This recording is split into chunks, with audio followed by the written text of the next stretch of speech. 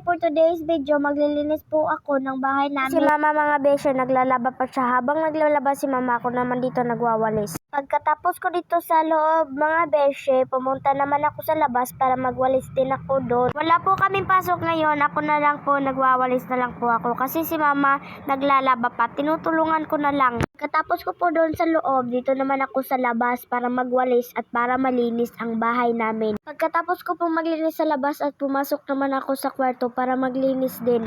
Nililigpit ko po yung unan at kumot. 2 hours later. Ligpit po ako ng mga gamit guys kasi sobrang kalat. A few moments later. Hanap ko po yung lapis ko guys kasi magdodrawing na ako kasi tapos na ako maglinis. Kuha ko na lang pala yung notebook ko. Tapos nakita ko na yung lapis. Na-arrange ko muna yung mga gamit ko para makapag-drawing na po ako. Tapos na po ako mag-arrange ng mga gamit. So ayun, mag-drawing na po ako. So ayan guys, magdodrawing na po ako. Gagayahin ko po lang yung nasa cortina namin, yung melody po. Di ko po alam kung maganda ba yung drawing ko. A few moments later. Ayan guys, tapos na po ako mag-drawing. Maganda ba yung drawing ko?